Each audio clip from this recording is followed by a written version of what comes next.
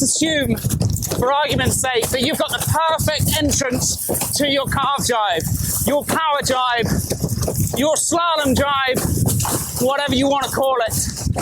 I know it as the step gybe because we're going to step before we rig flip in this example here today. Let's assume you know the H's, you'll bear away and your entrance is good. The next thing you're going to have to do before flicking the rig is a foot change. That's what we're going to dive into today.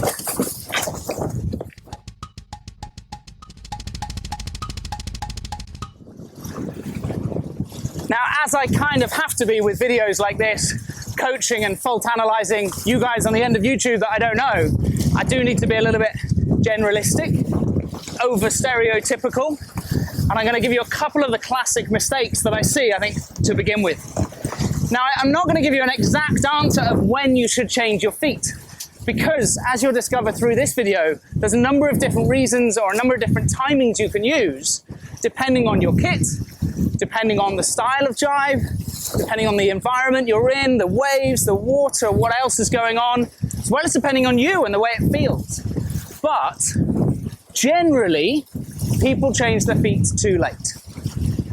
So if you're struggling a little bit, try changing those feet a little bit earlier. Just before you get to the point when you're dead downwind. Roughly, that's where I'm going to say, but bear with me. You might well see me in some videos and some of these clips. I'm going to put loads of different clips in loads of different conditions, and you'll see they're all slightly different. But as a general rule, people change them too late. So try, if you think it's the foot change that's going wrong, changing your feet a little bit earlier than what you're used to.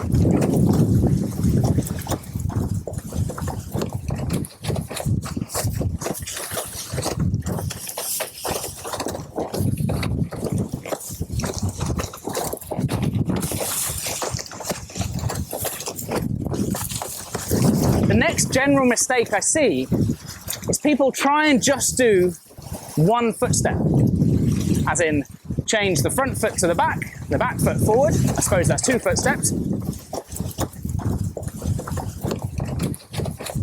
But then nothing else happens. I've made my foot change, my feet must stay here. Now these clips that are flashing across the screen throughout this video, you'll see that there's a change, step back, step forwards. I'm on the new rail, I'm on my new position with my feet. But in almost every video, after the foot change, there's then a shuffle, an adjustment, a tweak and a change, because the chances of landing exactly the right spot on the board every single time is minuscule. I've trained jibes a lot, I've dug into my own jibes and students' jibes thousands and thousands of times.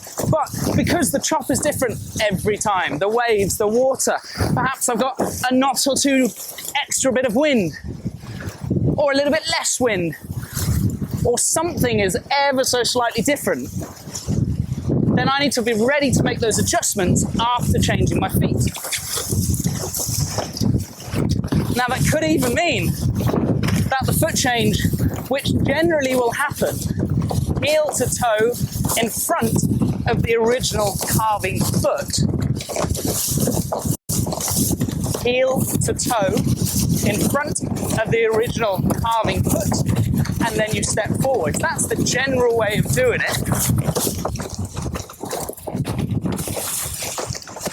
Occasionally, I might step behind it, or I might even bump heel to heel out the way. So it's not quite a jump, but it's so swift that my new back foot is exactly where the original carving foot was. My general thought is I'm trying to get the foot change done. Once I've done the foot change, I can then make whatever adjustments are needed on the new edge. What I mean by that, that could be moving slightly forwards or backwards, that could be a shuffle.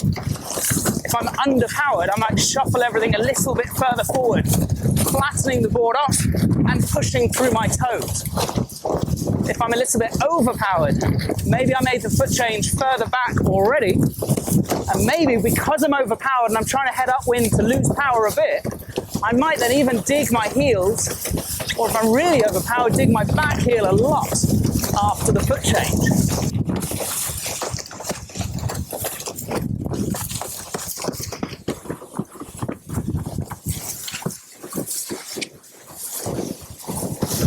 summary I'm coming to just here is kind of like that intro of it's not just 2 steps and done. It's the step of the foot change and then adjust, react, be ready to shuffle around that little bit more rather than just locking in that position saying this is where my feet have to be because that's where I've stepped to.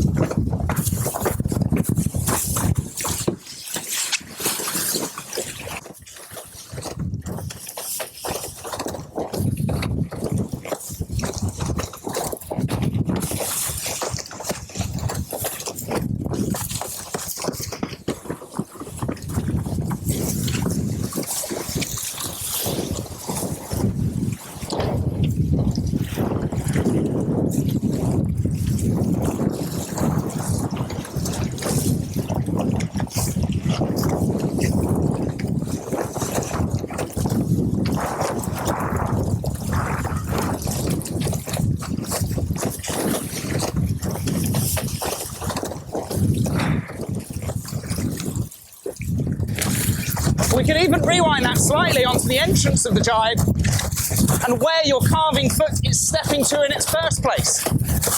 Is there an exact spot that it should be? No. If there was, then manufacturers of boards would have a marking where it is to make it much easier for us as the person learning on their equipment. They'd have marked it and said, this is your foot point. Very similar to the foot change. If I'm overpowered, I'm probably going to carve a little bit further back to deliberately hook that board around a turn a little bit quicker.